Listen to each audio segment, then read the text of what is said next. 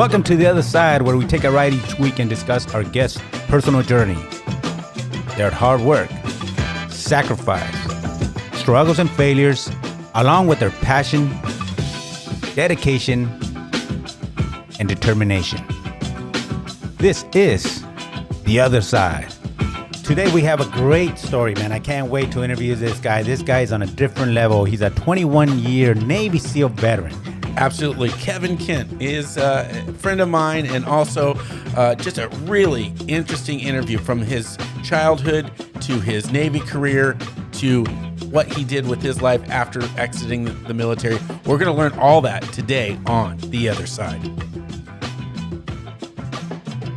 But before we get to that, let me introduce Chris, the man that makes this whole show go. Hey, well, yeah, I'm excited as well. Looking forward to it. I've known Kevin for a while, and I'm excited to get to know him on a different level and where he came from, his upbringing, and all the exciting stuff that he has going on. I'm super stoked to have him here, and let's get into it, huh? Well, here's our guest, the one and only Kevin Kent. Hello. Hey, man, how you doing? It's Good. great to meet you. Thank you for doing this. Yeah, no worries. It's great to be here. You have lived a fascinating life, to say the least. Let's take me back to the beginning, because, sometimes they say, your military career, but what started the whole thing? Where'd you grow up? That's actually probably molded me more as much as my military career in terms of, made me who I am today.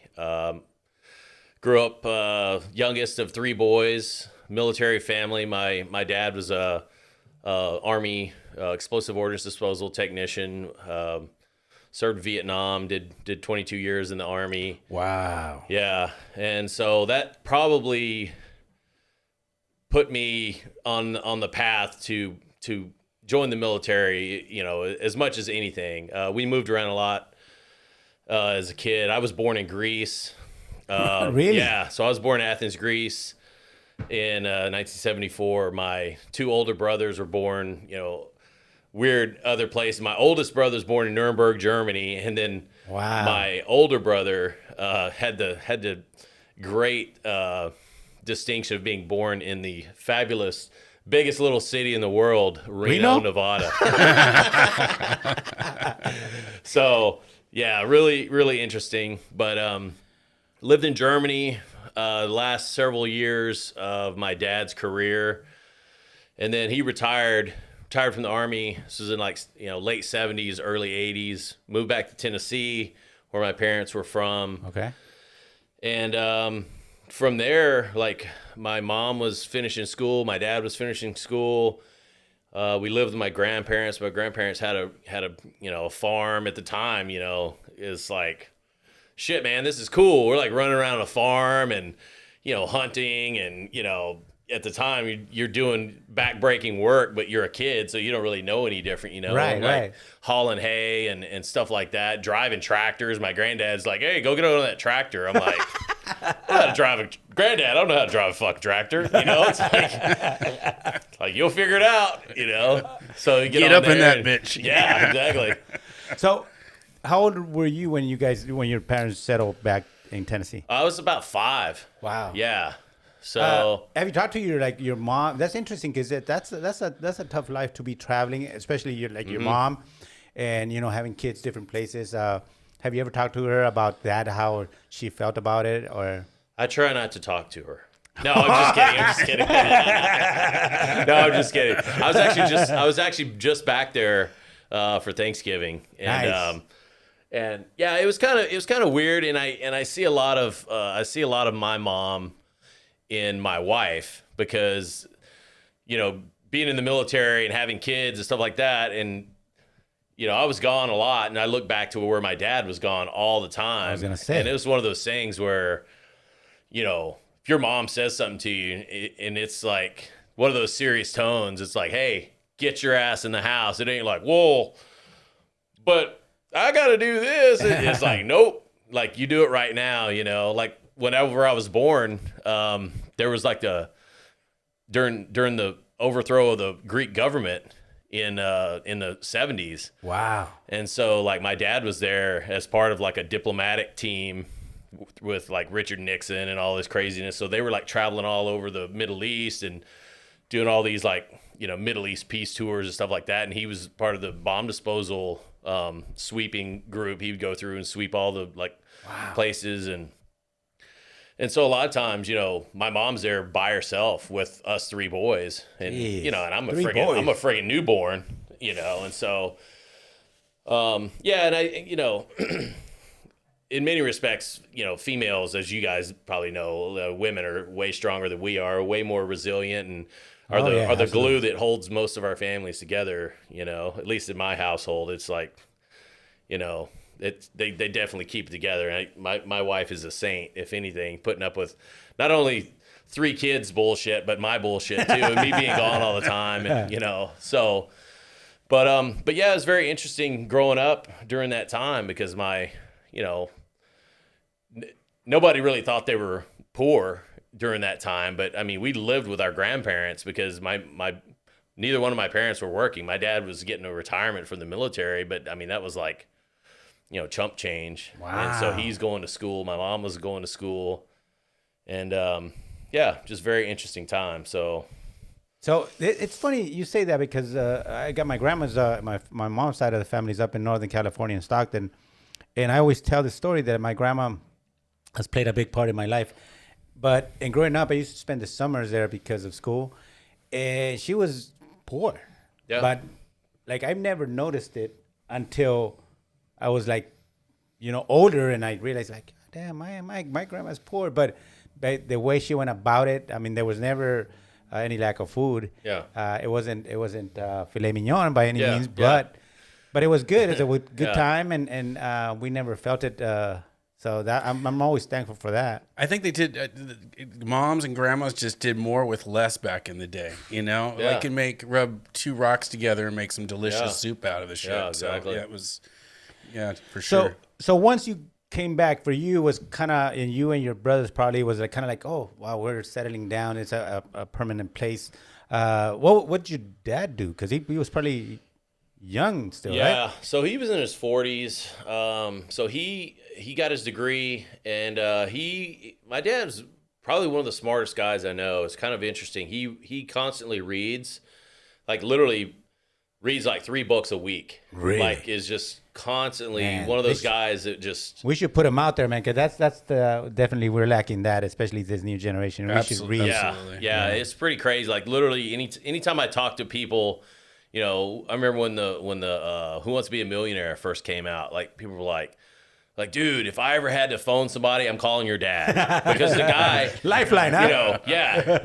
he knows everything. Whereas like my mind, I've got tons of useless information in my mind, and I can quote 1,000 movies, but this guy actually knows what he's talking about and can probably cite some very obscure, knowledge. And he's a big history buff too. He's very, I think he got a degree in history, and he wanted to be a teacher. And so he got his teaching credentials and stuff like that. And so during the time he started bouncing around, teaching different places. He taught in Kentucky, bounced around, and then he wound up actually at a prison teaching the GED. Inmates. Yeah, teaching GED to High inmates. school, your high school diploma. Yeah, and he was the hostage negotiator at the prison, and it was like very, very weird, how he came to do this, and he did that for a number of years, all through my high school years. And then actually whenever I graduated from high school, my dad had retired from that job, and so now he's retired from the Army, he's retired from the state as a teacher, but he's like, it was like one of those guys you just can't I'm gonna get another job. So he actually started teaching at the local high school that I went to, and How was teaching. that? It was like, well, I wasn't there, Oh, but okay. it was afterwards. But it was like very interesting. He was teaching history there and stuff like that, and I think he wound up getting another retirement. So it's just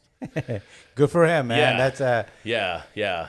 It was very interesting. So then you guys were running the farm. What was the best part about that? As a kid, I know you were yeah. not running the farm, but I'm just saying, like you were actually working. Yeah, I think one of the cool things is just to be kind of, you didn't know it at the time, but you were kind of taught some value, of you don't work, you don't eat kind of stuff. As a kid, you don't know what the hell that means, but once you start getting a little older, and especially during the summertime, because we would haul hay and we would do various jobs on the farm. We'd get paid, and you got paid fairly well to haul hay and stuff like that, and it was all under the table. And I'm getting, my granddad's like breaking a stack of 20s out of his wallet, and like paying us for doing this stuff. So that, in that respect, it was pretty cool because we actually had money at like 10, 12 years old, and I'm like, oh shit, I can actually go buy a candy bar or whatever, go to the water park or go to the movies or, so do kind of learn a little bit of, independence. Yeah, right? yeah. It teaches you how to be a man at a young age and, and earn a wage. Yeah, for sure. Something this generation obviously needs to grasp onto desperately, right? Yeah, instead of like just standing around with your hand out going, oh, somebody owes me something because I could have done something. Right. But yeah, it was good. We were, me and my two older brothers, and my dad was a scoutmaster, so we were involved in scouting. We were, Nice. all three of us were Eagle Scouts, so we were always, camping out or, doing some various scouting functions, or, it was a good childhood. I definitely didn't lack any kind of. Did all three of you like the outdoors and stuff? Because Yeah. sometimes there's one that, I'll pass. Yeah, well, I think, it's kind of weird because I think you're forced to do it enough. It's just like, it becomes kind of second nature. And I mean, I will say, moving back at such a young age, I was only like 5 years old whenever I moved to Tennessee. So I didn't really know any different. But I will say, like, my oldest brother, who's like 6 years older than me, I think he was in like 6th grade. And coming from, DOD schools, Department of Defense schools where, they're being like taught German, they're being taught multiple languages, and not to say the curriculum's better or worse or anything like that, but I think going from something like that to Tennessee, I think the pace was a lot lower. And so my brother was kind of just, bummed out, by school, not really being challenged to that respect, And and that's an age like 11, 12 that you kind of start knowing what's up, and even friends and things of this nature, where like things like that affect you definitely. Yeah. So what about your other brother? Was he kind of cool with the whole move? Yeah, it was kind of weird. He's 2.5, 3 years older than me, and I think we grew up way closer, obviously, than my older brother and myself, just because of the age difference. But me and him were, people would mistake us as twins a lot, which was very interesting. And I don't know if I was just a big kid, and like my dad's 6'6", and so they were always like, "Hey, and I was a 9.5 pound baby. I was like 2 feet tall when I was born, like all this crazy shit. Like, Freak of nature. Yeah, friggin'. They look at my mom in the Greek hospital, and they're like, "You just had a Bigfoot." We had to shave him down, but no. So people would think that we were twins because like my brother would grow a couple inches and I would catch it, and then he would grow a couple, But it was good. He actually was diagnosed with a disease when he was like in 6th or 7th grade that almost killed him. Wow. And he's still kind of, he's obviously worked through it, and he's obviously, flourished. He's probably one of the most outspoken people I know. Could sell ice to the friggin' Eskimos. Like this guy literally has the gift of gab. But that's where it comes from, huh? Yeah. He was diagnosed with this disease called Addison's disease, and it's normally only happens like hereditary, or normally only happens to older people. It's like your adrenal glands basically stop working, and kind of like your body kind of turns on itself type stuff. So he's had to take oral steroids for like the rest of his life since he was in like 6th or 7th grade.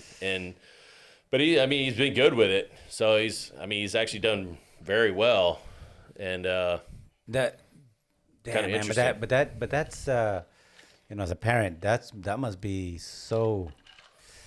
Man, your mom and your dad, the concern and the worry about No, him. for sure. Oh man. yeah, and I think that at the same time, both my parents, especially my dad coming from like Vietnam and like having all this like, Agent Orange talk. And, I think my dad definitely had a level of, had a level of guilt, through all that as well. But, kind of very interesting. Does he like that whole the Vietnam area and all that, different veterans came back with different points of view and different, just did your dad talk to you guys about his experience or no? It's kind of weird. He didn't really talk a lot about Vietnam in particular. Mm-hmm. We would always hear stories from like, his buddies and stuff like that, of different things that would happen. And I do remember hearing one story in particular, like when my dad came back from Vietnam and he flew into San Francisco, and like some hippie chick walks up to my dad and like spits on his uniform. And my dad like snatched this chick up by her throat, and like her boyfriend's like wiping the spit off of his uniform, like, "We're sorry, sir. We're sorry. We're sorry. We're sorry." Like, the dude's like hanging off my dad's arm. Like I said, my dad's a pretty big guy, but that was just a different time, Yeah, and absolutely. and looking back on my personal experience coming from war zones and stuff like that, like I can't imagine going down range and putting yourself out there and sacrificing and more than anything, seeing your buddies like die or live with debilitating injuries and Crazy, just the yeah. shit that you see in war. You right. see friggin', probably some of the worst shit is actually seeing stuff that you see and then having to live with it versus Absolutely. just friggin' dying with, from a combat related injury or something. But, there's definitely a lot of, weird stuff that guys live with. And that's why I asked, because we are, as humans, we're not designed to see all that wreckage and just be cool with it. It affects you one way or another, and Yeah. we're all different. So some people come back and say they want to talk about it, they want to just let it out, and some people just. Who you calling a psycho? No. But that's I'm why I'm fine. But- we're gonna have to take a commercial break. But that's why I was interested in like your dad, how he handled it. I mean, he's got 3 boys, and I'm sure he always thought about military and life and what could happen out there, and Yeah. it's a concern. No, for sure. And I think that's one of the reasons why he probably internalized a lot of stuff is the fact that, he was just like, you're put out there and then you come back and you have so many people in the country that Yeah. either turn their backs on you or just take a shit on you. You're like throwing stuff at you, calling you baby killer. I mean, like, As if you decided to do that on your own. yeah, like, Yeah. it is pretty jacked up. And there's definitely some stuff to be learned. And I think at least some of the stuff from the 2 wars we're in right now, they're, as a country, I think we've definitely learned, hey, you got to get behind these guys. And I mean, especially like OEM, the Afghanistan, Iraq war, we're a all volunteer military. So all these guys that are going down range, they're volunteering to do this, whereas back in Vietnam, there were guys that were drafted. Right, drafted him. And it's just like, man, these guys are being sent almost at gunpoint to go do the stuff that they're doing, and then they come back and they're being shit on, It's like, and that's kind of the travesty of all of it, Right. And so you come back, you're at the farm now. You're growing up, and you're with your brothers. It's funny because like when you're young, you say your brothers are 2-3 years older than you, and then the other one 6 years. It's funny because when you're young, that's like a big gap. As you get older, you're like, oh, we're the same age, Yeah, right? But yeah, when for you're sure. young, and you start getting different interests and all these things, so you got along with your older brother, but the oldest was kind of doing his own thing. Yeah, for sure. And it is interesting you say that because now I think me and my oldest brother, we're very, very close. And, you know, growing up, I mean, he was getting out of high school when I was going into like junior high, you know? So it's just like, you have Big nothing age. in common with Two somebody. different, Yeah. two different worlds completely. Absolutely. But I definitely idolized, you know, both of my older brothers. My oldest brother, he actually joined the Army, and that was one of the things too that kind of pushed me in the direction of, you know, going in the military, because it's kind of weird coming from a military family that is, especially, you know, my dad would move around every couple of years. Whereas, you know, whenever I was in the military, I was fortunate enough to be in San Diego for basically my entire career just because of the you know, being in the SEAL teams. But to saddle your family with moving every 2 years is just it's kind of ridiculous. And going back to, you know, what you were saying earlier about my mom and the roles that the females lead in the as the family or in the family is just, you know, it's astronomical. It's what they do is hard to ask of anyone, Right, you know? right. But So your brother went into he went into the Army like your dad. yep. So what happened? Like, did you play sports high school? Were you thinking about the military as a youngster, or were you living your life? You know what? It was really interesting because growing up in this really small town, it was a really small town. It was probably, and the whole county goes to one high school. Oh wow! Yeah, and the whole county, I think the population is probably 25,000 people. Wow. You know, maybe more than that, but not much more. But you know, it was weird, especially back then.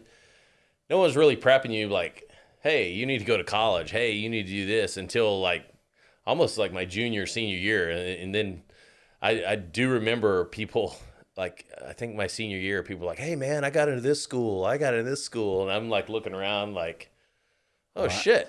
I better start looking at something. I better figure out what I want to do with my life, you know? And it was weird because dudes are like, yeah, I got into, you know, Middle Tennessee State, or I got into, you know, UT, or, you know, and there was, you know, fortunate enough, there's a lot of colleges around where we grew up. There's college directly north in Kentucky, which is about 15 miles away. Because we're, you know, the city we live in is like right on the Kentucky border. But Murray State University, and my mom actually taught at that school for a while, and then she went and did other stuff. She's a RN. She's got her master's. She's got a master's in nursing and a bunch of other degrees, and she's a counselor. And Wow. yeah, so my mom's a very smart lady as well. So yeah, in high school, I fucking hated school. I was like, dude, this sucks. And I think, not that it was hard, but I think one of the things is my parents put a certain level of, not necessarily expectation, but they put a certain level of, hey, you will get a certain grade, but also they want us to kind of learn something as well. So they don't want to, they didn't put a lot of emphasis like, hey, we want you to get straight A's, but we want you to actually, learn something. So in that respect, we weren't, we're expected to have, B's and C's, but and A's, of course, were always welcome. But it's like one of those things where, like, my parents, if I had a C on my report card, they're not gonna be kicking my ass over it, But there was one of those things where, my oldest brother had joined the military. he kind of dabbled in college, but not really because my parents couldn't really afford it. And I remember my brother was working at a gas station to kind of supplement the GI Bill to, for going to school. Wow. And so he's like working like a full-time job and trying to go to school. And I was just like, yeah, that shit's not going to work, And then my older brother, who's like, 3 years older, I think when I was going into my junior year, he was starting off as a freshman and he was going to Murray State. And so I think in that respect, I was just like, oh, okay, well, maybe I'll do that. And there was really no prior planning, Then I think a lot of that too is some of the teachers back then. It was just like, make up your mind kind of thing. We didn't necessarily have the best guidance counselors who were bringing people in going, hey, look, kid, you need to do A, B, C, and D. You need to set a goal for doing certain things. And a lot of it was just kind of expected, like, hey, the parents are going to take on that role and guide your kid for what they're going to do. And I think during that time, my parents were probably just like, hey, you got 2 older brothers to pattern your life after. You need to kind of sack up and make your own decision. And not like I wasn't in trouble. I wasn't like, getting arrested or doing drugs. I barely even drank in high school, and so I've made up for it since then. you caught up, huh? Yeah. So it was kind of weird. I do remember like my senior year, and people were like, "Yeah, man, I got into this school. And You're I was like, just oh like, man, I'm kind of falling behind. Yeah. So let me ask you this: you went into the Navy.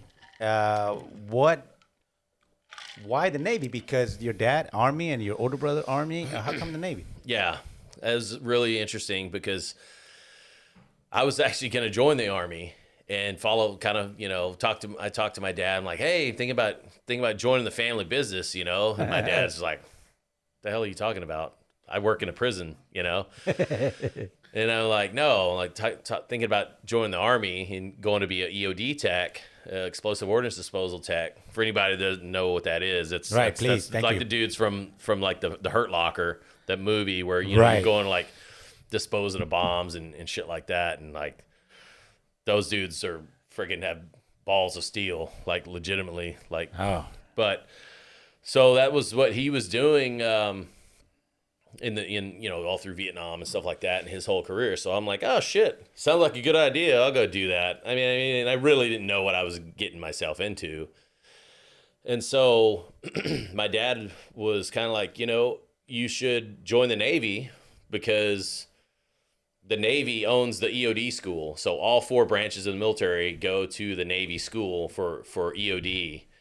And if you're in the Navy, you actually get dive school out of the deal. So it's a little bit longer, a little more demanding. And I was at the lake all the time and was a big water guy and, for Boy Scouts and all that stuff. So I started looking into the Navy, which was cool with my mom too, because I think at the time that I joined this was in like 92, the Navy was the only service that was actually giving college credit for, going and doing schools in the military. They would give you a kind of a commensurate, thing through. Right. And so my mom was stoked. And once I got over the fact that I have to wear those ugly ass uniforms and freaking bell bottoms and shit, I was like, God damn it, dude. Because I had a good friend. One of my best friends. We joined together. We were working. So out of high school, I decided to join in like towards the end of high school, and I looked into the EOD and stuff like that, and the recruiter was like, well, you can't be an EOD tech in the Navy until you're at least an E5. So you can What's kind an of E5? Kind of like the equivalent like a sergeant in the Army. For the Navy, it's a petty officer second class, but it takes a little while. So you can't come in and go straight through. Kind of like what you can do for BUDS or for SEAL training. You can kind of get your school out of the way and you can go straight in, and you don't have to be. There's no rank requirement to start out going into the SEAL teams versus EOD. And EOD is very, very cerebrally, it's very demanding intellectually. It's a very hard school. So, and I think that's why they kind of place that E5 structure on there. They want people to be a little more mature. They want guys to, take it seriously, that kind of thing. So, whereas with the SEAL teams, they're just like, fuck it, they'll figure it out. break in case of war, break glass in case of war, So I decided I was going to join coming out of high school, but then I was dating this girl in high school, and of course, I was like an idiot. And she was like, "Well, I'm gonna go to this school. Like, you should just try college." And so, me being the dumbass that I was, I like the way he did it. Like, he remembers the way she told him. Yeah, for sure. And so, so I went through like one semester of college, and it was actually a summer session because my mom was like, "You're not gonna go," She was like, "What do you want to go to college for? First of all, you fucking hated high school." I missed like 60 days of school my senior year. That's it. Yeah. And it was horrible. Like I said before, it wasn't challenging, and it was, my senior year, I was taking like typing and like, drama and, which has served me well for the Transformers. I was just gonna say, it's funny how like little things, if you pay attention throughout your life, things happen and then they come around and pay off, right? It's very, very interesting because, during some of those classes and doing like improv stuff and even like, performing theater and like putting on plays and shit, like that shit came back to me and I was like, wow, this is really friggin' weird. Going back to join the military. So you did a semester. I did a semester and was like, this is dumb. And at the time I was working, me and my buddy, we were working at Fisher-Price Toys, which was like the big plant that made, I'm working on like this injection molding presses, like the size of this room. They're like putting out these little plastic parts, and I'm trimming all the shit around there and like putting them on a conveyor belt and working like 12-hour shifts. And I remember my buddy Jeff was like, "Hey man," it's like, "Dude, I'm gonna join the Marine Corps." And I'm like, "Marine Corps? Like, what? Why do you want to do that?"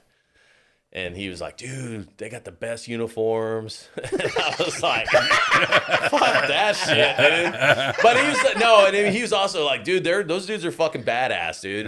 Right. And I'm like, "Fuck that, dude. You want to be a badass? Go be a Navy SEAL."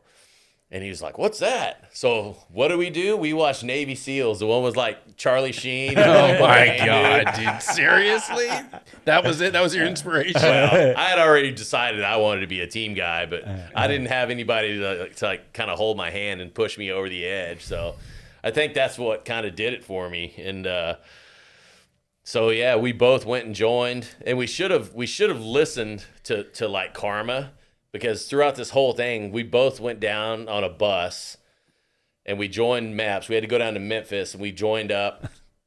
We get down there on this freaking bus and they drop you off at like a Days Inn or something. And we're sitting there eating dinner and they give you like vouchers. And the bus driver who just drove us from Paris down to Memphis, and you hit like every podunk little town. So it takes like 6 hours to get down there. It's not like they have an express to go down there. So we go down there, and this guy, he's sitting there eating. The bus driver just drove us there. Dude friggin' falls out and has a friggin' heart attack in the middle of this friggin'. We're like, holy shit, that was lucky. Good thing he wasn't driving. And then, so then the next day we get up, we join. They swear us in, and then he has to. Like, I wound up getting this one program. It was called the Dive-Farer program, and Jeff had like one more speeding ticket than me or some shit. And they're like, "Hey, we can only give it to one of you guys." And this guy, and so I lucked out, and he wound up getting another program, and he wound up sitting on a ship for like 4 years. So he kind of got the bone, and Wow. He was just like, "Shit, man." And but it was funny because we both joined up, and then we were getting ready to come back, and like once you joined, and the recruiters, they're like, "Oh, okay, you guys are good. All right, see you later." And we're like, "Hey, wait, like, how do we get home? Like, and we're in Memphis, and I mean, we're friggin' country boys going, where the fuck are we? They're like, oh, you just walk to this street right here and just keep walking and you'll go right into the bus depot. And that just bus depot will take you. We're like, oh, okay. Sure as shit. We walk down there. We fucking miss our bus. We're calling the recruiter going, hey, what? And it was kind of one of those things where, once the military, you like raise your right hand. State your name. State your name. Yeah, you dumbass. State your name. No, anyways. So once they got you, man, it's like, okay, well, have fun. They're like, hey, no, wait. How the fuck do I get home? So, but no, we wound up getting home, and he left for boot camp before me, but then I went to boot camp and made it through, which was very interesting. I went to boot camp in Orlando, and Orlando, yeah, of all places. Huh? Yeah. At the time, there were 3 boot camps. So there was Great Lakes, Illinois, Orlando, Florida, and then here in San Diego. And so I went to the one in Orlando. That was the dive fair program was being run out of there. And so everybody in my company was either trying to be a diver, a SEAL, or a EOD guy. And so made it through boot camp, passed my test, and then for this program, like every time you would, basically make it through boot camp. Okay, you passed all your physical tests, and you didn't do anything bad. Basically, I'd get advanced to E2, and then go to like A school, and then I had to go to Great Lakes, Illinois, and then I was went up there for gunner's mate school. So you had to pick a rating. Basically, if you failed out of BUD/S, which is SEAL training, you'd have something to fall back on. You like, okay, you're a gunner's mate. Go sit on the ship for the rest of your enlistment, kind of thing. And so now, do they do that to like motivate people to just like, hey man, I mean, I gotta do this. I gotta pass. I don't know. I think it's more to just kind of cover their ass, because which is kind of interesting now because they do it a little bit differently now. So this is how they did it, 20 plus years ago, where they wanted everybody coming into the SEAL program to have a certain source rating. So you either have, a gunner's mate or a hospital corpsman or a machinist mate, or certain jobs in the military that I don't know that they would necessarily translate over to anything we do in the SEAL community. But they had a certain number of they call them source ratings that you had to be to go to BUD/S. And so once you did that, and I think maybe it was just because if you failed out of BUD/S, now they don't have to spend any more time training you. You've already been through these schools, and like, okay, you're going to go on a ship and you're going to go be a gunner's mate on a destroyer for the next 3.5 years, that kind of thing. Whereas now how they do it is the Navy made their own rating for SEALs. So everybody before, whenever you're in the SEAL community, you'd have, hospitalman second class, or I was gunner's mate second class, or, machinist mate first class, and that was your rank. And so when you would take a test, you take a test based on some crazy shit that you'd never even seen in the fleet. Because you're in the SEAL community. You're like, they're asking stuff about like guns on boats, and I'm like, I have no fucking idea. I've never even been on a boat. I've never even seen a boat. No. What is a boat? Yeah. So they changed it up a little bit now to where everybody in the SEAL community is a SO. So you're a special warfare operator. And so now you take a test to advance. You take tests off of what you do in the SEAL community, which I think is good in some respect, but I think it's bad in others, because before we would advance based off of dudes we didn't really even compete with. I'm a gunner's mate at a SEAL team, and I'm competing with some guy that's on a destroyer at 32nd Street. And of course, my write-up's going to look great because it's like, yeah, this guy's a Navy fucking SEAL. He's doing this, and he's sneaking behind enemy lines, and he's swimming up, and he's diving, and he's skydiving, all this shit. And you're like, wow, this guy is great. Whereas now, we're competing with guys in our own community, so we all look the same. And now there's a little more, not necessarily backstabbing, but there's a little more, kind of friction between guys, because if you're competing with the guy next to you to advance. Right. So a little more of that going on in the community. So what happened? Because you ended up being a Navy SEAL, but I thought the first the plan was to go to EOD. Yeah. So the basically the recruiter kind of talked me out of being an EOD guy, which was kind of crazy, because he told me, he's like, you can't start EOD school until you're an E5. Mm-hmm. And so he's like, we got this other program called SEALs. And I'm like, SEAL? What the fuck is that? And he's like, well, instead of disarming bombs, you just swim up and you leave the shit and swim away. And I'm like, well, that sounds great. I'll do that. Sign me up. Sign me up. You know? I'm getting a great salesman, man. Yeah. And the recruiter was like, okay, shit, that was easy. Which is very, and this was one of those things I kind of decided on when, before I got out of high school. I'm like, yeah, I'm going to go be a Navy SEAL. And I had dudes that I went to high school with that were like, oh, I'm going to go be a Marine. I'm like, I'm going to go be a Navy SEAL. And they look at me and they're like, bitch, please, you ain't going to be Navy SEAL. Shut the fuck up. You ain't going to be shit. I wasn't like the Adonis that you see before you now, the friggin' strapping young lad. I was a little pudgy and a little probably didn't have the muscle tone that I have now, but it was kind of funny. I do remember, like, whenever I did join and make it through, join and figure out when I was going to be leaving for boot camp, which was like 6 months away. It was kind of like a slap in the face, or like a, hey, wake up, asshole. Like, dude, you need to start running. You need to start, and it kind of, put me on the track to get my shit together, to where it's like, hey, look, you gotta. And I was, I started off just running 1 mile, and I was like, dude, this sucks. Like, get ready for 30. Yeah. And so, yeah, I was working a full-time job. I'd get done work, get done with work, go home. And it was kind of interesting too, because I see how things are now in terms of education with nutrition. And, I grew up on a farm. It was just like, hey, eat enough, and you gotta eat. you eat enough, and you're gonna be good. You'll have enough energy to do whatever you want.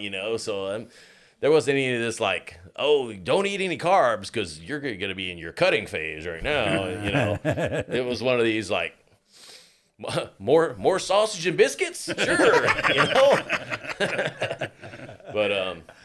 But no, it was definitely eye opening when. Started running, and it got to a point where, I was running 5 miles a day, every day, come rain or shine, and it was good. It was good. What do you think mentally? What motivated you? What did why were you pushing yourself? I don't know. That's a very interesting question, because I do know several years after I'd made it through. I was already at a SEAL team, and somebody asked me, and I think it was in front of my mom. My mom goes, because I quit playing football my freshman year. Oh, wow. And I regretted it ever since. And I kind of felt like, what position were you playing? Linebacker, defensive end, and so you had some type of shape, and then you said you were at the lake swimming. So yeah. No, I mean, I wasn't like a couch potato or anything, but I didn't have stamina to be like, okay, I'm gonna go take off and run 5 miles right now. Big difference, I just kind of start off slowly, and this was 3 years later. Whenever I was a freshman till when I was post senior. How come you quit? You know what? It was weird. I thought some of the other kids, because junior high and the junior high schools, they all went to one high school, and then there was the county schools, and then there was the one city school, and they were always like a powerhouse. The one city school, because they actually, I don't know if it was a different division or whatever, but like the 7th and 8th graders that played at that school, they would travel to other counties to play, and whereas the county schools where I was in, we played each other, and I think there were like 6 county schools, and we were considered, like football light, ish. We weren't like the city school that was, traveling to other counties and just crushing shit. And so the year that I went to be a freshman, the coach from that city school had just moved up, and he was the coach of the freshman team. So of course he's playing all of his guys, and I thought I had as much talent as some of those dudes, and I thought I was unfairly not getting playing time, and I thought a lot of dudes were getting would get babied and get preferential treatment, and there was a bunch of us that were busting our ass every day, and I was like, dude, this is bullshit, and I quit like a dumbass, instead of sticking it out and proving them wrong and going, hey, but that was definitely one huge hurdle in my life that I can look back on now. And I think, and my mom, which is weird, my mom kind of threw that out there, which I don't know if I was even thought of it at the time, but somebody asked me like, hey, what made you not quit? And my mom was like, well, I think it's because he quit freshman football. I was like, what? I'm like, what are you talking about? And then I start thinking about it, going, man, I'm not gonna do that again. Yeah, and I do feel, I felt that regret, and that's one of those things, when you do something that's like kind of a milestone, and going back, like my dad was a big football guy, like he played, 6'6", he was a big dude. He played with another guy that was actually our principal at the school. His name is John Hudson, he actually played for the Chargers out here. Really? Yeah, and there was tales too of my dad who'd like tried out for the Atlanta Falcons and tried out for some other, What did he play? Did he tell you what position? My dad, I think they played both ways at the time, but they were offensive and defensive linemen. They were so freaking big, but wow. And this is in the 50s, I think my dad graduated high school in like 55, but yeah, it was like one of those sayings, you're like, oh man, I was a big kid and my dad was a big dude, so everybody's like, oh, this dude's gonna be a football player, and then I quit. And everybody's like, oh, what the hell, man? It's like you almost see the disappointment on everybody's face, not just your own, right. So, going back to when I actually, made it into the pipeline for buds for SEAL training, I go through, go to boot camp, go to A school, and then go to buds. That was very eye-opening. We started off with about 174 guys, and they call it fourth phase or pre-training, and you do 2 weeks, and they weed out. At the time, I think we could only class up with 110 guys, like numbers-wise, and so 64 right off the bat. Yeah, so 64 guys wouldn't even get to class up. They wouldn't get kicked out, but they would kind of get to hang around until their numbers were, and they're called it the advanced test, to where it was like a 3-mile run and like a longer swim, more push-ups, more pull-ups, that kind of thing. Because the initial test, when you first try out it, you look at it and you're like, oh, that doesn't seem that hard, but you're doing everything consecutively. So you do like a 500 meter swim, and then you change into like boots and pants, and then you do push-ups. I think it was like 50 push-ups, 50 sit-ups, 6 or 8. I think it was 8 pull-ups at the time, and then you do a 1.5 mile run. Wow! But you do it all like kind of in a row, yeah. And you have to make certain time parameters, and then the advanced test was like an 800 meter swim, more push-ups, more sit-ups, more pull-ups, and like a 3-mile run. Wow. So, and we actually had 104 guys that passed that test good enough to class up. And so then we started first phase with 104, and that was class 198. And then we started Hell Week, which was like week 6. That is crazy. Yeah, so week 6. You go through all that, and then you make it, and you're one of the 104, and then they you tell start let's training. go through. And hey, that was like a teaser. That was like an appetizer. Now we're going through to go through Hell Week. Yeah. And just the name. Yeah. Like, Jesus, I just went through hell. Yeah, well, just getting to that, you go through those 2 weeks of getting your ass kicked, and like, okay, you get to class up now, and you get to class up with 104 guys. Does this happen before that question that was asked that your mom answered, or was this after? Yeah, this was after. Yeah. But so at that time that made you think, because it's interesting, and it's very important. Like like say you quit and then you quit this, and it becomes a pattern. So you right off the bat you broke that pattern. You didn't want to. Oh, for sure. Yeah. Wow. So then you get to Hell Week, and so what is that? Yeah. Well, so you start off Buds, week 1, and then you go through so basically Buds is in 3 phases. There's first phase where it's like considered like the conditioning phase, where they're basically just kicking your ass, and it's like, hey, you're getting in shape, but they would break you down and then build you back up. And at the time, Hell Week was week 6, whereas now I think it's like week 3. They kind of got smarter. This was 20 plus years ago. They got smarter about how they train guys now, to the point where they were pushing like Hell Week was week 6, and they're like, nobody.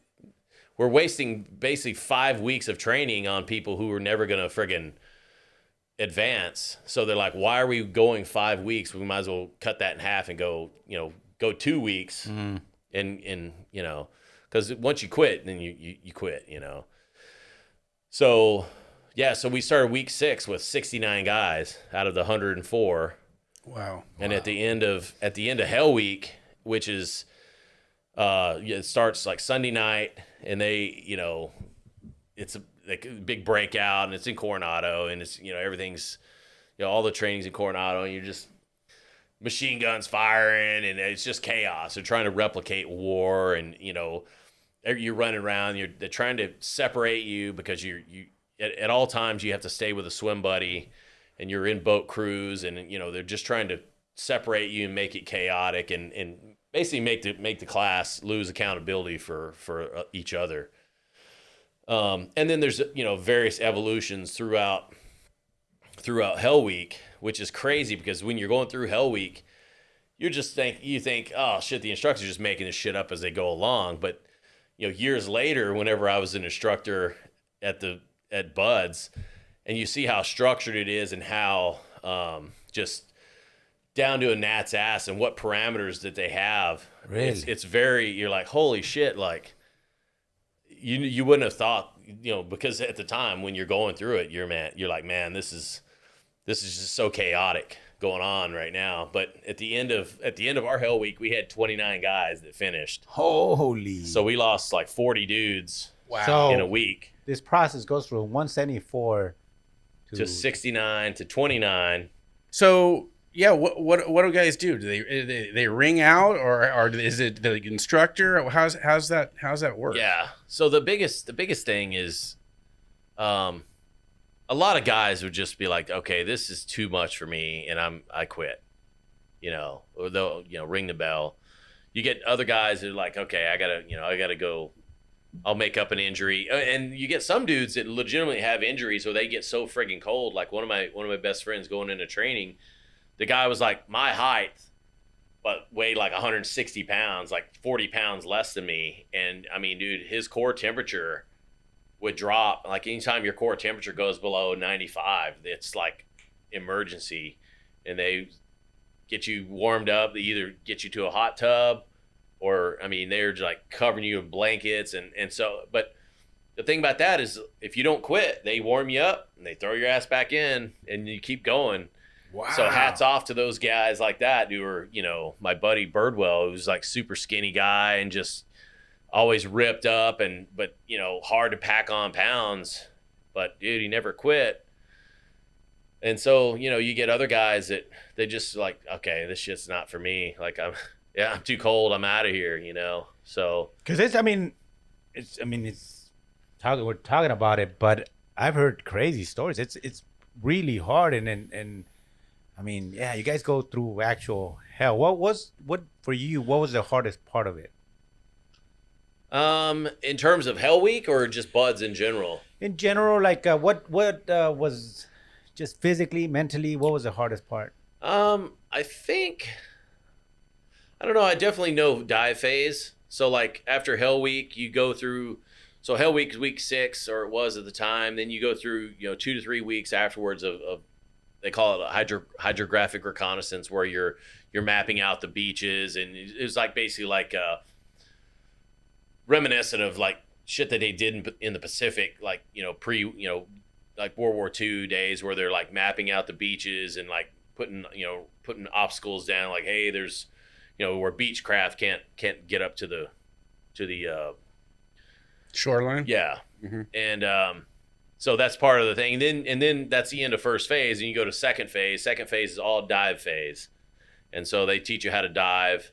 And for me, I don't know, that shit was hard for some reason. And every phase has its own trials and tribulations. For second phase, they call it pool comp or pool competency. And yeah, they basically throw you in there, and you're wearing open circuit rig. It's twin aluminum 80 tanks, and you got a friggin' rear facing regulator. So it's to simulate the closed circuit rig that we're going to be breathing pretty soon.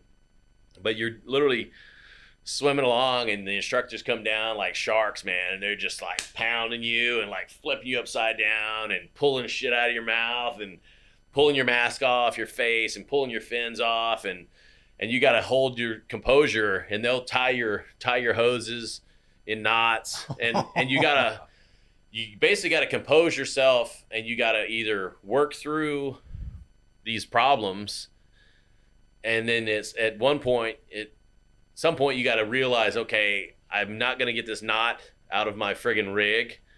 I have to pull this thing off of my body and put it on the floor of this pool, 15-foot pool, and then you do what's called a FSA, a free swimmer ascent, where you put your lips basically on the pool and you blow out so that you don't get an arterial gas embolism, where you blow all the way up to the surface and you're letting all the air out of your lungs, so your lungs don't expand and fuck yourself up. And then you get to the top, and then the instructors go, "You fucked that up, you fail." And you're like, "Oh shit, man, I thought I did great." And you get like 2 chances for like one day. I think it's usually on a Friday. You get like a couple chances to pass. If you don't, they usually have remediation over the weekend. And there's the shitty part too, you have to stew over this shit all weekend, so you're just stressed out. And then Monday, I think you get 2 more chances or 1 more chance on Monday. I can't remember. And then if you don't pass, then you're gone. And at least at the time, I think you could get one or 2 rolls at the time. So like if you made it, and they're more apt to let somebody who's made it through Hell Week kind of Cut him a little slack. Yeah, they're like, okay, this dude's made it through Hell Week. He's had either a health issue, like a broken foot, or a friggin', dudes will get stress fractures from running on the beach in boots, and dudes will get stress fractures in their legs. Wow. And have to get rolled back. Or you'll have a performance roll where, like pool comp, you don't pass pool comp. They're like, okay, you're going to get 1 more opportunity to come back. And so you'll class up with another class, and then you'll go through. So for me, pool comp was probably harder than probably all the other shit combined. How many times did it take you to get to the point where you were passing it? Shit, I don't remember actually. I just remember the pool weeks in general being, I don't know, not necessarily hard. I just remember the stress. Yeah. Yeah. Not because I don't actually think I failed because I got rolled. I actually had a friggin' medical issue. Then I got rolled 2 classes because my friggin' body was all jacked up. So when I came back with class 200, I made it through pool comp. You know, I didn't get a performance roll for pool comp, but I just remember all that the whole pool skills week and all that shit was just nerve wracking. Yeah, so friggin' so stressful. Yeah, you know, and probably didn't really have stress like that until I was in the teams for like a couple of years and actually went through sniper school. And that was like, I'm like, holy shit, this shit's fucking stressful as hell. Yeah. So, Yeah, man. it's pretty crazy. But you jumped a couple. So you go through Hell Week and then dive. And so when do you guys graduate or how does that work? Yeah, so then you make it through second phase, then you go to third phase, which is all like your small unit tactics and weapons stuff. So you're teaching you how to shoot pistols and rifles and machine guns, and they get you all through demolitions, and then you're doing underwater demolitions as well. And Wow. So yeah, All taking place in Coronado? yeah. Well, most of third phase is actually out of San Clemente Island. Okay. So we go out there for a month, and that's where all the shooting and all of the demo. So which is kind of cool, you know. This is one of those things where, you know, when most dudes make it through pool comp, and I would say probably for the majority of BUD/S trainees, like once you make it through pool comp, that's like, okay, you're gonna graduate, unless you just do something really friggin' boneheaded, like if you're out at the island and you have like a friggin' safety violation, or you fucking shoot an instructor or some shit, you know, or just do something really stupid. Chances are you're gonna make it, and it's one of those things. Once you get out there, you know, you're like, holy shit, man, I'm getting paid to friggin' swim around the surf zone, blow up shit, shoot machine guns, you know, I mean, and I'm getting exercise, you know. yeah. You know, you're like, have to do, because out at the island, there's a chow hall out there, and you have to do a certain amount of pull-ups to get in to eat, or you have to go hit the surf, and you have to sit outside and eat, like wet. You're like, oh, this sucks. So... But yeah, so that's towards the end of BUD/S. You get done with the island, and you come back from the island, and at the time, I think every phase was 9 weeks, and I think they've cut that down now to where I think all the phases are 7 weeks. And they've kind of shaved some stuff off to where, you know, like we don't necessarily do a whole lot of hydrographic recons anymore, because of like the technology now with all the imagery, and so it's kind of like an outdated skill. Yeah, you know, so. But yeah, so you get done with third phase and you graduate BUD/S, and it used to be a really big deal, and then you would go to jump school, which was in Fort Benning, Georgia, and then you would report to your team, and then you would start more training, and now they've kind of changed it a little bit to where you get done with BUD/S, and it's kind of a smaller scale graduation, and you go into what's called SQT, or SEAL Qualification Training. Whereas before you would go to your team, and each team taught what was called SEAL Technical Training or SEAL Tactical Training, STT, and each team kind of took care of each kind of training class. And now it's like, well, SEAL Team 5 may not be training the same thing that SEAL Team 3 and the SEAL Team 1 or SEAL Team 4. They may not be putting the same curriculum together. So they kind of got smart about it. It was like, hey, let's just keep the advanced training under one umbrella, and we'll teach all the new guys basically coming out of BUD/S. We'll teach them all SQT, get them jump qualified, get them through. We have our own SEER school now. So there's a whole lot of interesting things that have developed over the last 20 years in naval special warfare that have, you know, enabled these guys to be, or enabled SEALs coming out of there to be, you know, very, very, very good guys and very highly trained, a lot more trained than I was when I first came out of BUD/S, which is, you know, and I guess the wars kind of warrant that, you know. We weren't. The war is kind of evolved in a way you guys are now fighting war, right? Yeah, I mean, it's absolutely. It's a lot more advanced. It's not like a machine gun. It's like some crazy shit, right? Yeah, I mean, a lot more. Everything is kind of came out of blood, or bloodshed. Because I mean, when I first got out of Buds, we weren't at war. We were going down range, and we were teaching other people how to do certain tactics and stuff like that. But we weren't in the middle of a war, and I think that was one of the things that kind of sped up our training, or made our training better, is the necessity to have good guys down range and keep people safe. Right. For your graduation, was that back? Like I said, it was a bigger deal over there. It was a big ceremony. Did your parents come? Yeah. Yeah. How was that? Yeah, it was cool. It was in Coronado, and it was now the SQT graduation now is a bigger deal, and that's actually where dudes get their trident pinned on them. Whereas with Buds, we got a diploma, and it was a big deal, and it was a huge milestone.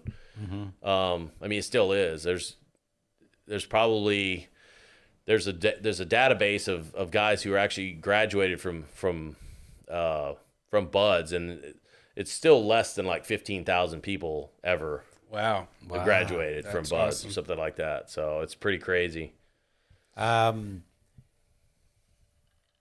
you in San Diego before you started Navy, the SEAL training? Were you? No. So what'd you think when you first got out here?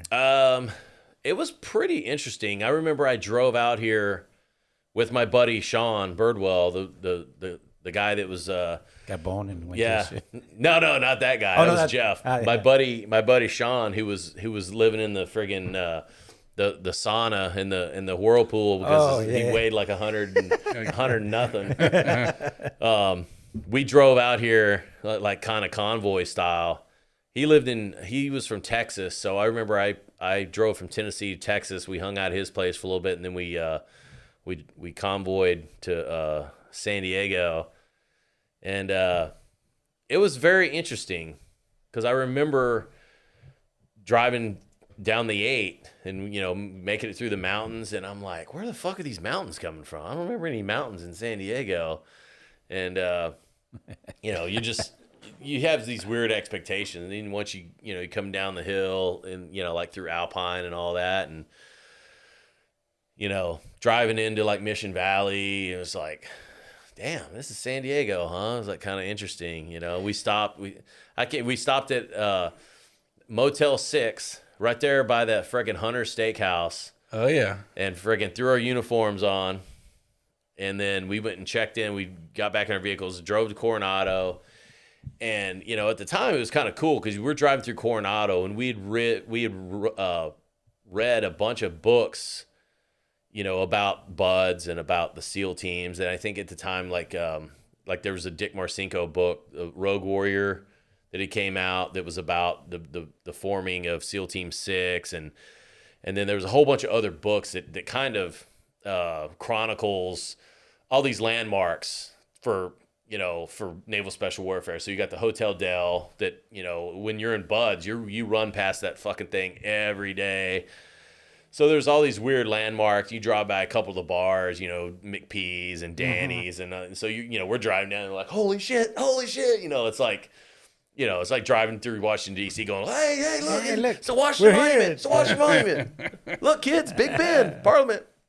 So, yeah, it was kind of cool. You drive past all this stuff. And we went and checked in, and it was very interesting because there were guys that we knew who were in. And when we checked in, there was a Hell Week going on. So Class 197 was in Hell Week at the time. And so we checked in. At the time they stamp your orders, and that's like kind of like when your leave period stops, and they figure out all your travel and all that bullshit. But there were guys in that Hell Week class that we knew that were because when you're in A school, when we're in Great Lakes and we're in other commands, and you're constantly have to work out and stay in shape, and so you form groups of all these people, and so. It was kind of interesting because one of the dudes that had came out before us, and I saw him. He was like coming out of the quarterdeck, and we're like, hey man, what's going on? He was just, dude, his head was hung, and he fucking quit. He fucking quit. Oh, wow. Yeah. So we're like, oh man, what the fuck? And it was like, What did I get myself into Yeah. here? we're like, holy shit, that guy quit. Like, oh. So yeah, it's kind of interesting. So you made it through Buds, you graduated, and now you are a Navy SEAL. Yeah. So what happens? What's next? What's your first deployment, or what goes on there? Yeah. So I showed up to SEAL Team 5. After jump school, go to jump school in Fort Benning, Georgia for 3 weeks.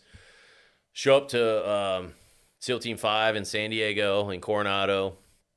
Go to STT, which is SEAL Tactical Training.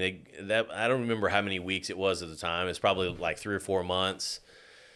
And then they assign, once you get through that, and you kind of you get a certain amount of things signed off that says that you're basically qualified to be a Navy SEAL, and then they pin your trident on you. And they I think prior to that, once you complete STT, you get assigned a platoon. And at the time, every platoon was kind of in their own like cycle. So you may have because there were only three teams on the West Coast, 3 teams on the East Coast. Wow. Not including like SEAL Team 6 and all that, or the SDV teams, because they kind of do their own shit. But so the West Coast was SEAL Team 1, SEAL Team 3, SEAL Team 5. And the way that we would deploy is you would just it was kind of weird. You'd have a couple platoons that would be in Guam. You'd have a couple platoons that were in Bahrain. You have a couple platoons that are sitting on ships, various places throughout the world. And then the East Coast was doing kind of the same thing.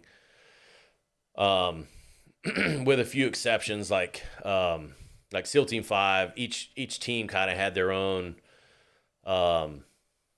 like specialty. So SEAL Team 5 was like a cold weather team, and we were kind of like the Korea team. So we were always training up in Alaska for cold weather shit and waiting for the bubble to burst to go to war with North Korea, which thankfully never happened. So yeah, basically you get thrown in a platoon, start a workup, and that cycle never really ends. So as long as you're at a team, you're always you do what's called a platoon workup. And it's anywhere from, usually about a year to a year and a half. And it's, a platoon is about 16 guys in a platoon. And each team at the time had about 6 platoons. So SEAL Team 5, you would have Alpha, Bravo, Charlie, Delta, Echo, Foxtrot, Golf, Hotel platoons. And then usually there was a cadre of training guys who would run you through your paces.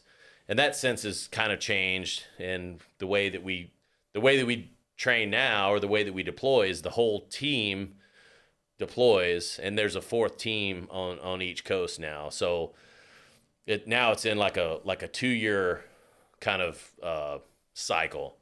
So each team is in some level of training. So now there's professional development, which is what kind of starts out your cycle, where you have the guys in each platoon. And so going back to the structure of a platoon, you have 16 guys ish in a platoon. Now sometimes it's more, sometimes it's less. Like my first platoon, they actually pulled 2 guys. We were like a 14-man platoon for a while.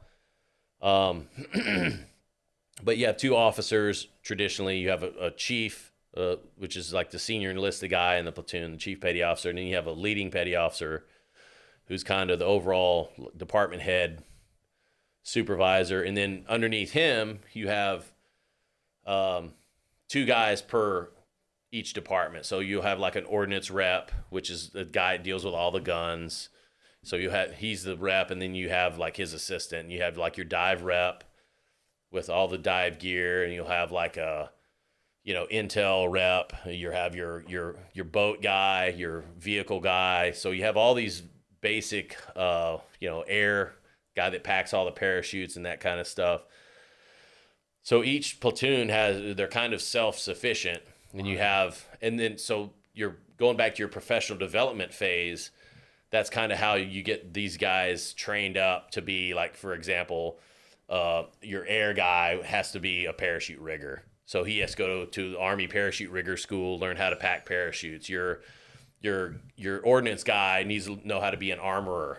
So he goes to Crane, Indiana, to the armorer's course and knows how to take guns apart, put shit back together, knows how to get, So for 6 months, it's super intense. I mean, it's like everyone has their own little specialty, and then there's a specialty within the specialty, almost, right? Yeah, and it's crazy too because we're very self-sufficient, and it only takes one squeaky wheel or one loose nut to kind of screw everything up. Because if you have a guy that, say for example, doesn't know how to put a dive rig together, or doesn't know how to repair it or something like that, and you're on deployment, it's like, what do? You're not a deadly force. You're a combat fighting force that's inefficient, that eventually can't put all your guys on dive status in the water or something like that, or you have portions of your equipment that's not sustainable and able to be.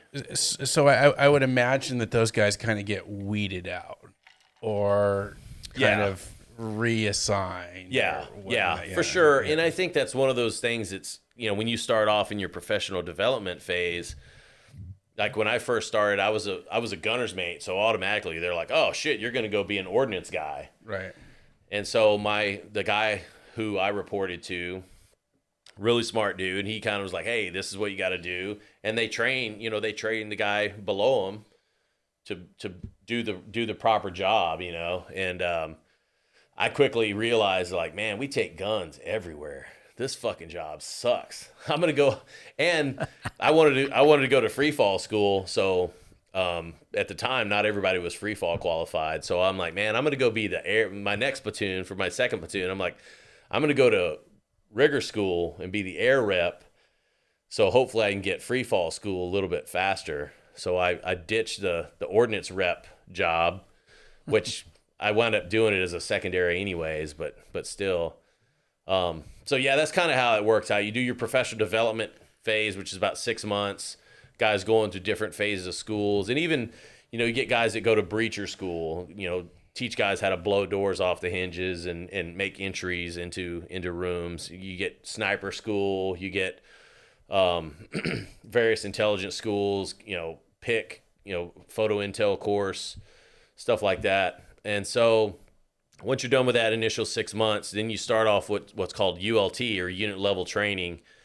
And your platoon will go train for 6 months in various places. So like out, we'll go and train out here, like out by Nyland, California, and do all of our desert warfare stuff out there. And then, we'll go do CQC, close quarters combat out in La Posta, out at the kill house for that big giant friggin' that satellite dish out in East County. Yeah. And then you basically do that for 6 months. You're training up with your platoon. Damn, seems like it never ends. It doesn't. It's crazy. And then you get done with that, and you do your they call it spec tray, where you're kind of figuring out where you're going to go for deployment, and you kind of start tailoring additional training towards that. So like, for example, if you're going to deploy to like Dubai, or you're going to deploy to like obviously the Middle East, during all the war zones, guys were just constantly going to like, extra training, extra shooting schools, extra stuff like that. And you're also training up with the guys that you're going to be with downrange. So if for example, you're going to deploy to the Philippines, you're going to do interoperability stuff with the boat unit that you're going to be working with in the Philippines. So you would do that stuff before you deploy. You get your main group of like EOD guys. You get all these other guys that show up. They're like, "Hey, I'm going to be deploying with you," and you're like, "Holy shit!" Like, so you get to the point where, I mean, it sounds like this massive amount of training, right? For a good reason, obviously, right? You've got a very important job, and a lot of lives are depending on you, not only of your fellow teammates, but people back here in the States more than likely for you to do your job and do it well. you get all that training, and then what happens to Kevin? Where does Kevin go on his first deployment? Oh, my first deployment? Holy shit. So my first deployment, we went to Guam. Oh, a rough one. A rough one, huh? Yeah. Which was funny as shit because, at the time we go out there to Guam and we were supposed to start doing this interoperability with the aircraft carriers. And they were going to, so at the time they were putting a lot of SEAL teams on, they call them Gator freighters, all the, like the what are the LHAs and the LPDs, all the amphib ships that have a bunch of the Marines on. Well, there's always usually a platoon of SEALs on a amphib ship. And so the East Coast had been doing,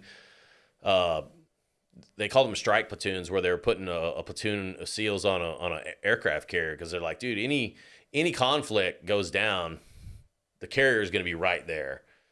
And so, and then we could have the SEAL platoon can do, combat search and rescue. If a pilot gets shot out of the sky or something, we can go do that, or we can do, various other things. And we don't have to be attached to the Marine contingent doing any of that stuff. Right. So we were going to start doing interoperability stuff with the Independence, which is one of the last diesel ships out of Yokosuka, Japan. And so we fly up to Japan. We go up there and we're getting ready. We're like, hey, we're going to be working with the ship. And we see the friggin' Independence, the aircraft carrier, is like steaming out to sea. And we're like, holy shit, what's going on? And at the time, there was a huge buildup. This was in 97, I believe. A huge buildup of troops in the Gulf. And that's when, Saddam, this is post first Gulf War. Saddam was, denying people coming in and doing the nuclear inspection and stuff like that. And he was, shooting at planes in the no-fly zone, all this other bullshit. And so we basically flew to the Middle East and started a workup, because we're like, shit, man, we're going to be right in the middle of this war, and another war is going to kick off. And so we literally thought we were going to go to war. So we flew to Kuwait and was working with the working with the Independence battle group there. More training, and then gets time for us to go, well, nothing's going to happen. You guys get to fly back to San Diego. So we had to fly back to Guam with all of our shit, pack up all the rest of our stuff, and then, return home. So we didn't wind up getting to do anything. So that was deployment number one. Yeah. Right. So then things progressed, and what goes on there? So deployment 2 and 3 was, they called them ARG Bravo, which was Amphibious Readiness Group, which was what ARG stand for. And this was actually kind of a good deal at the time. This was still pre 9/11. And we got to basically go hang out on an Air Force base in Kadena Air Force Base, Kadena, Okinawa, Japan. Wow. And at the time, as a E5, E6, nobody who with a few platoons under your belt, you're like, dude, this sucks. There's nothing up here. But at the same time, it was a really good deal for us, because in Guam there was the Naval Special Warfare Unit in Guam. And so when you're in Guam, you're kind of reporting to the unit every day, and you're staying at quarters, and you kind of have to do everything they want you to do. It's almost like you're back at the team, versus when you're in Okinawa, you fall under your OIC, and that's it.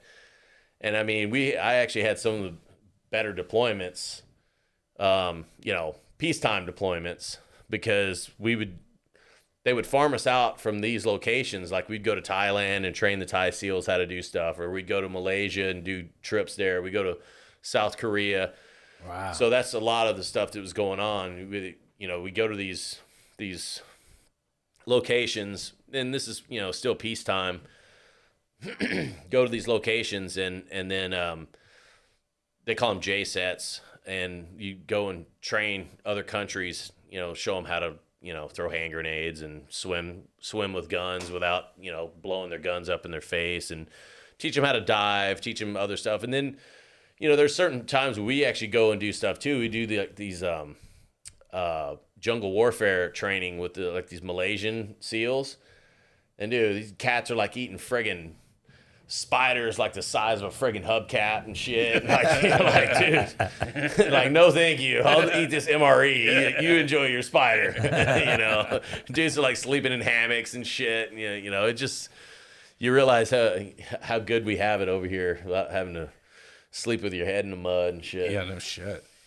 So then at some point in there, war breaks out. Yeah. Yeah. So 9/11 happened. And actually so friggin' weird. I think I was in my 4th platoon. And this was kind of like a filler platoon. Like we were going from, you know, how I talked about how we used to deploy kind of 1Z2 platoon would go out, and this was a filler between they called it NSW 21, Naval Special Warfare for the 21st century, and that's when they were going to make the big jump for entire SEAL teams to start deploying as like a team or a squadron.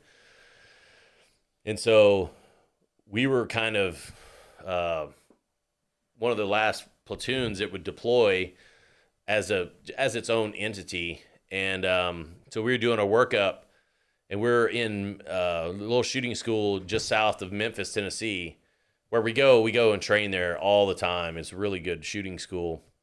But wake up in the morning and getting ready to go to the range, and you know, everybody's like huddled around the fucking TVs, and they're like, hey, what happened? They're like, oh fuck, some jackass hit the fucking World Trade Center with a plane. And, you know, first thing I thought was like a Cessna or some shit, you know, right. I'm like, okay, some dipshit trying to get too close to the fucking thing. Right.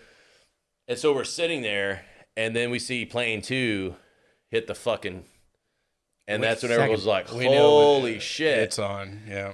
And that's when dudes were like, was that a replay of the first plane? We're like, no, the one tower is already smoking. That's not a replay. Right. And then that's when we realized, like, oh shit. And so that was in, you know, September.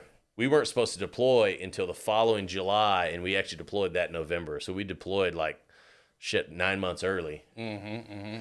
And we thought we were going to the show. We wound up doing a lot of pretty cool shit that I still can't really divulge, but we wound up going to a lot of pretty cool countries, and we staged out of Singapore for the longest time. We were actually doing a lot of stuff with some ships out of there. And one of those weird things, you're sitting there going, man, why the fuck can't we just go to Afghanistan? Come on, let's go. And then, you know, we redeployed and then started up another workup, and then Iraq happened, and that was in 2003. And then, you know, I went up in Iraq for shit, that was like 5 more platoons. Wow. Yeah, so literally every year from 2003 to like 2012, like a piece of every year, I was in Iraq. Wow. That's crazy. And that experience must be like, I mean, how do you describe it in a nutshell? Did you have kids? Did you have kids at that point? You already had kids, right? In 2012. Yeah. That's 8 years ago. Your kids are. Yeah. So my boys were born. So when the first war broke out, I didn't have kids. In 2003, I didn't have kids. Boys were born in 2005, which was very weird because we did the 2003 deployment, came back, did like a piece of like an 2004, 2005 deployment, and then I was sent to SQT to be an instructor in a roundabout way. Some other shit went down, and platoons disbanded and other shit. Right. That could be a whole nother podcast in itself. But then I volunteered to do another deployment with SEAL Team 5. You volunteered. Yeah, to go back overseas, like 06, 07, when I was an instructor at SQT, and for some reason they stopped doing winter classes, so we had like a 3-month break in our group, And shit, I was just like, hey, shit, I'll go down range. I'll go back over there. It was like one of those weird things. Like when you first, like I remember one of Gabby's cousins up in Long Beach. Like when I came back from the first war, the first deployment in 03, and you hear people, they're like, oh man, I'm so sorry you had to go over there. Like fucking George Bush, that motherfucker, you know, just like, and it's so weird how different people think. But being in the military, especially in the SEAL community, and training, and like training never stops, and you constantly always training. And it's like one of those weird things where it's almost weird to even express to somebody. I'm like, dude, we want to go over there. Well, It's because like at that point, you are built for that. Yeah. You are waiting for that. Yeah, exactly. It's like you're programmed for that. So now it's like, okay, I'm ready. There's conflict. Let's go. Absolutely. It's so weird. And I try to, you try to explain to somebody that's never been in the military before, somebody who's never trained for, I'm not trying to say we're like we're this deadly fighting force. No. But you're somebody who literally trains. And I kind of equate it to if you're trying to be a barber and you're like, dude, I trained for 15 years to be a barber. And now all I get to do is I get to sit in a shop and watch somebody else cut hair. Right. You're right. like, dude, this sucks. I was gonna use the example of like a professional fighter. You go to the gym, you train, you're working your ass off, you're in shape, and the fight never get comes. a fight. Yeah, never get a You're fight. like, yeah, what? Yeah, So, exactly right. And yeah, in many respects, it's very eye-opening when you do actually go down range. And you're like, man, so this is what it's like, and it is kind of like a load off your shoulders because you see that the training does work. You're like, oh shit, well, that's why we're doing this, like, well, that makes sense, and It's the payoff for all those many years or months of training. Then all of a sudden you see how it all comes together. It's yeah, for sure. now you said you volunteered to go down range. Did you already have kids at that point? Yeah. Well, how was that? How was that decision? Because kids, literally yeah. change your life. I think that's what made me go. I'm like, God damn, got these twin boys. I'm like, I gotta get the fuck out of here.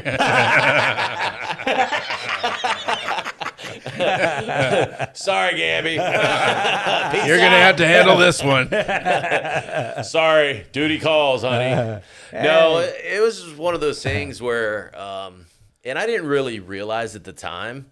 It actually took me, and this may sound really corny, that movie, Not Lone Survivor, American Sniper, the Chris Kyle one, to where I didn't realize that and here's a weird for instance, because I was in 3 Charlie, or 5 Charlie, SEAL Team 5 Charlie platoon for a number of my deployments, and Chris Kyle was 3 Charlie, and we had a lot of overlap. So like SEAL Team 5 would relieve SEAL Team 3, and so.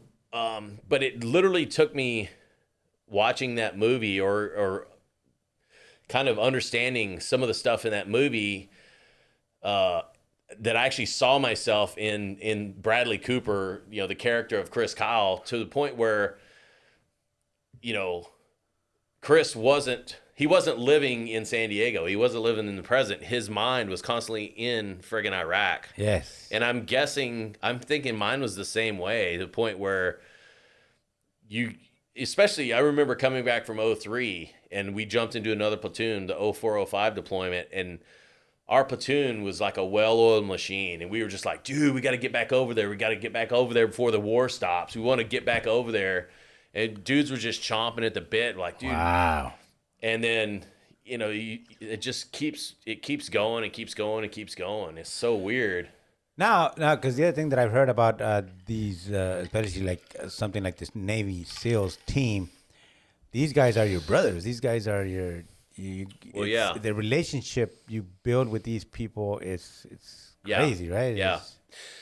Yeah. And I, in many respects too, at least for me, I kind of felt like you kind of leaving these guys behind or letting guys down. Well, that was one of the You biggest know? things with that movie. That's his thing, was kind of like, gosh, what am I doing here? And these guys, my guys, are out there, and that by itself, I mean, would trigger some, like a lot of feelings of letting yourself down. You're letting your friends down. Yeah. Are you disappointed with yourself? And Yeah. so, but that's crazy because I mean, having kids is a big thing. Yeah. Yeah. And for you to still say, you know what, I got a job to do. And Yeah. that's Yeah, I do. I definitely remember, very vividly going downrange. And it was kind of weird because the 06, 07 deployment, I had been putting, I was an instructor, and I remember I was putting guys through. And so when I was like, oh shit, I'm going to get to deploy. And I remember I showed up, and some of the guys I'd just put through training, like, picked me up from the airport. And they're like, hey, Instructor Kent, hey. Like, don't fucking call me that, you fucker. But it was kind of cool, and then it was really crazy because actually before that, right before I deployed, was when Naval Special Warfare had their first KIAs in Iraq. what is that for? people Killed in action. So Mark Lee was first guy who was killed in action, first SEAL, and then you had Ryan Job, which was another guy that I put through training. He got shot in the face, lost vision in both eyes, and then later died as a result of surgery from those injuries. And then Mikey Mansour, who was another, I say kid, but I mean another team guy who dove on a grenade to save the lives of guys on the rooftop, and he was killed in action. So, all three of those things happened before I deployed for that third time in 06. How did that affect you mentally, like emotionally? I don't know. I think at the time it was one of those things where I was just like, dude, all these, almost like what we were talking about before, I almost felt an obligation to go downrange to go like, dude, those are all dudes that I put through training. Like, those are my guys. Like, what am I doing here? You almost feel guilty going, dude, like, what the fuck am I doing here? Right. I'm in San Diego, like, going to McPee's and having beers, and dudes are downrange, friggin' absorbing grenades and blowing themselves, getting blown up, saving their buddies. And you're like, dude, those are guys, literally, like, those are kids that I put through training. And I consider them, a lot of those dudes, like, damn, dude, those are my guys, which is really weird. It's got to be a very personal thing, man. It's got to be like I can see now why there is the thought process that I got to get the hell back over there. I got to help. I got to do my part and help out however I can. Yeah. Because I got my guys over there. Yeah. But how about this? I mean, because obviously, as human beings, these people, not only, you train them, but you develop a relationship, and there's you care for them, but also this is what you're training. This is your training. Does that, like, psychologically, do you guys get trained for that kind of stuff, that, like, this is the life we've chosen? I don't know, not really, which is really, really kind of interesting. I don't know that I definitely feel like Naval Special Warfare as a whole has kind of paved the way in terms of basically getting guys back mentally, back from the war zone mentally, back in San Diego. Like, we do these off-site training things, and the SEAL Foundation, these guys.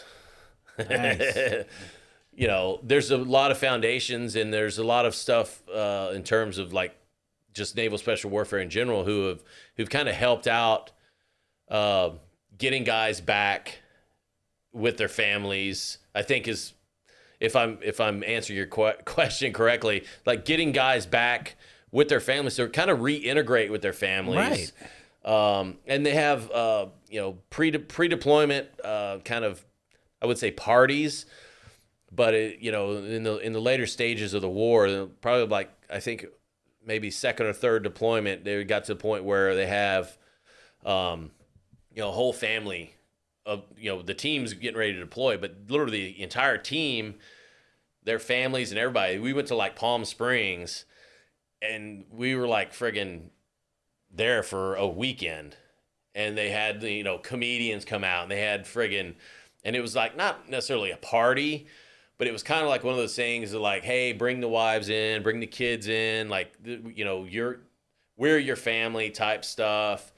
Your husbands or even in some respect, your wives are going to be going down range. You're going to be doing some kind of stuff. If you need anything, this is your family as well. And then also coming back, once the whole team came back, they would do the same thing again and kind of be like, hey, kind of sweeping up loose ends and going, hey, is there anything that people need? And I mean, you would have some guys that would have a rough go of it coming back and I would imagine. I mean, yeah. I mean, actually, I can't even imagine. Yeah. So, but it's crazy. You'd have guys that were just either get in the bottle and just be like, hey, I'll deal with this my own way, kind of stuff. Yeah. And then you would have guys that would, just kind of lose themselves, and you have a lot of suicides too, which is very, very unfortunate. Sad. Yeah. How about you? Like what got you through all that stuff? I don't know. I definitely, like I was saying before, I didn't really realize some of the stuff that I was doing between these deployments until I saw that movie going. I was like, man, was I doing that? Kind of like, not even really existing. Just kind of thinking about the next deployment downrange. And I definitely remember there were times where, you don't necessarily think you're paranoid. It's not that you're paranoid, but like when you're downrange, you get to a certain level of life, where you're always like kind of doing weird shit like that. And so, there would be times when I would come home and I would shut the blinds and kind of veg out in front of the TV and stuff like that. And because it's not. I mean, you're human. It's not a switch. It's not like, oh, I'm gonna shut it off. And I'm gonna be Kevin in San Diego. I'm gonna go surf, have a couple beers, and we're going over there. Let's turn on that switch. Yeah. It's not. It doesn't work that way. Yeah. Yeah. So it was very interesting. And the wife would, definitely be like, what are you closing the blinds for? You think a sniper's going to get you? Or it's like, no, but you never know. Never know. And I remember there were times when, she'd be like, hey, let's go to the Del Mar Fairgrounds, for the fair. And there's like thousands of people there. And I'm like, fuck that, dude. I'm like, and not to say that I was like scared of somebody at the fair, but it triggers that hypervigilance to where now I'm the bird dog that's constantly having to watch my kids more vigilantly and the wife more vigilantly because I have all these friggin' creepers, Right. Mm-hmm. Whereas, and people would be like, well, but how does drinking, fix any of that? And it's one of those things where it just kind of numbs the friggin' the hypervigilance, you know?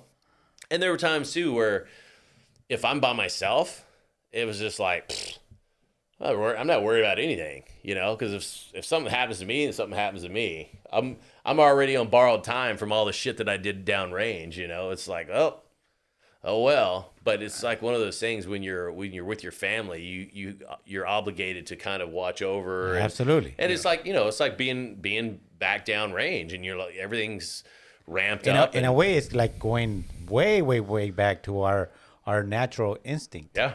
Yeah. When way back when like we had like bigger things to worry about, like animals eating our family and shit. Now you're triggered that, like, oh, these, but T-Rex. Yeah.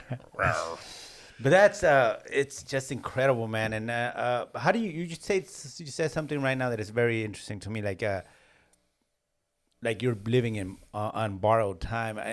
Like how do you cope with that? Like you realize, like, oh, cool, man, I'm lucky to be alive, and how do you process that? How do you? Yeah, I don't know, and I think obviously the further removed from, you know, being downrange is definitely helps, and definitely, you know, mends these wounds, because, you know, in many respects it's, you always have that thing on your shoulder. You always that paranoia, you know, to where you're constantly looking over your shoulder. But I think once you kind of get back to normalcy and there's no more deployments, there's no more, then I think time just kind of, you know, the human body is very resilient, and you know, we're very interesting creatures in our own respects. And I think as long as people kind of are willing to let wounds heal themselves and stuff like that. I mean, for me, I've been blessed to not really have a lot of, you know, underlying, you know, post-traumatic stress or and stuff that's kind of kept me from living a normal life. You know, I've definitely known a bunch of dudes, a bunch of friends of mine who have, you know, don't just literally can't. They came back different people. Come back, yeah, and it's just like, you know, I have a really good friend of mine who friggin' offed himself. Like, I think he was on the phone with his friggin' with his wife. Wow. It was just like, damn it. You know, and you think back to stuff like that, and we are, you know, it's one of those things, like we're different creatures. You know, that's not, you know, and to her, you know, you want to say, hey, that's not your husband. That's not the guy you married. Right. He's dealing with so many other demons. He's dealing with so many other things, you know. But it's also one of those things where you wish you could grab that guy and go, look, dude, it's going to be better. You know, give it a month, give it a week. Things are going to get better. You know, they're going to progress. But I also believe like you're blessed with being. It sounds like surround. First of all, you're with your parents, and sounds like your dad, your mom, and some from the get go that helps. Yeah, like even having somebody to call and talk to, and for just sure. support. You know, because it's got to get lonely. You know, it's got to be a part of the foundation that was laid early in your life too. Like all that goes into play to make you the person you are, to be able to deal with the shit you had to deal with over there and still continue to, you know, process and deal with. No, for sure. And actually I will say, another facet to that as well is, you know, being, you know, like being married, having kids, and at the same time, you know, like I actually met Chris and our friend Joe, and there's through my wife, and I think one thing at least that helped me kind of cope with some of that stuff is kind of like being away from, like, not all my friends are just teen guys. So there are times when I would come back and I'm like, dude, I got to get away from that shit. Right. And I can go to friggin' Casa Knutson and hang out at the bar in the back and just chill out and shoot the shit and just be a normal Joe versus, you know, being with teen guys that where you're never really away from it, because the conversations are always going to spin back. We always knew when Kevin was back or coming back because the phone started blowing up. It's like, well, what are you guys doing? Where are we going? Let's go have some wings. Let's go have some beers. Yep. Exactly. Well, and you did 21 years, right? Yeah. 20, and we really thank you for your service, man. There's people like you that are valuable to this country. But what after that, 21 years, and like you said, that all that training and all of that experience, what comes next? Like, what do you when you were done with 21 years? What comes next? Hey, Chris, this is what I love about this show, man. Meeting interesting people like this. Kevin Kent is the real deal, man. I can't wait for the second part. Yep, second part will be coming up next week where we learn more about Kevin and when he exits the military and begins his new career in the motion picture industry. In the meantime, please feel free to follow us. We have our website at theothersidepresents.com, on Instagram at theothersidepresents. We're on Facebook. And if you want to take the time to see these interviews, please check them out on YouTube. Absolutely. These are very important to us. Please like us, follow us, and subscribe on YouTube. That's how we are able to bring you this show each and every day. So for now, we'll see you on the other side.